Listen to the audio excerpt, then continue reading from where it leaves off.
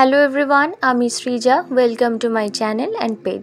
আশা করছি সবাই ভালো আছো।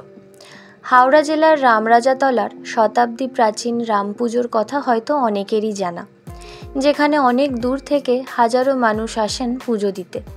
রামনবমীর আগের দিন থেকেই লাইন শুরু হয়ে যায় পরের দিন পুজো দেবার। ছোটবেলা থেকে এত বছর এই জায়গায় কাটিয়েছি, কিন্তু সেভাবে কখনো ভিডিও করা হয়নি।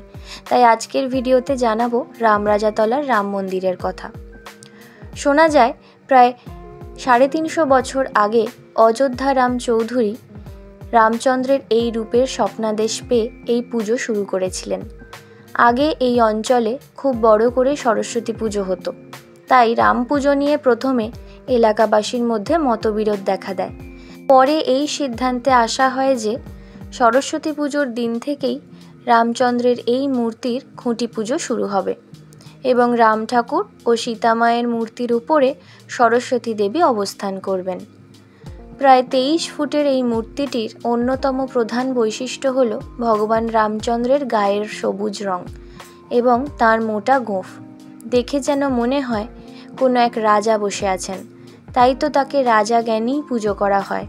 আর আমার মনে হয় না যে ভারতের আর অন্য কোথাও এমন রূপে রামচন্দ্রের পুজো হয় বলে।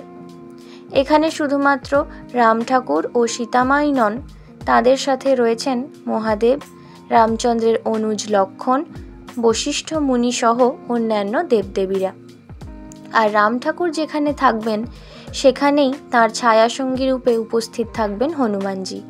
তাই রাম মন্দিরের একদম পাশেই রয়েছে হনুমান মন্দির। এছাড়াও মন্দির প্রাঙ্গণেই রয়েছেন বামন অবতার এবং সাবিত্রী সত্যবান মন্দির।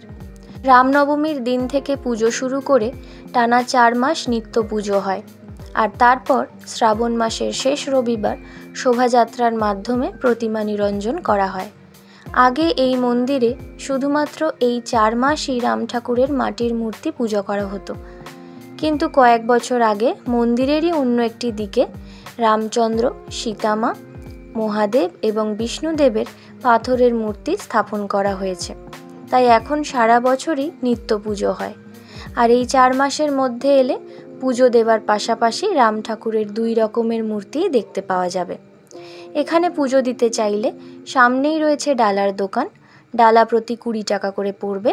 আলতা, সিঁদুর, মিষ্টি আলাদা নিতে হবে। আর এই 4 মাস প্রতিদিন রাত 9টা থেকে আরতি হয়। যারা এখনও আসোনি তারা চাইলে একবার এসে দেখে যেতে পারো, নিশ্চয়ই ভালো লাগবে। ভিডিওর শেষে রইল আরতির কিছুটা মুহূর্ত। ভিডিওটা আজকে এখানেই শেষ করলাম। ভিডিওটা কেমন লাগলো কমেন্টে জানিও। ভালো লাগলে লাইক করো, শেয়ার করো, আর আমার চ্যানেল বা পেজে নতুন হলে সাবস্ক্রাইব আর ফলো করে দিও। দেখা হবে নেক্সট ভিডিওতে। ততক্ষণ সবাই খুব ভালো থেকো। আজকের মতো বাই।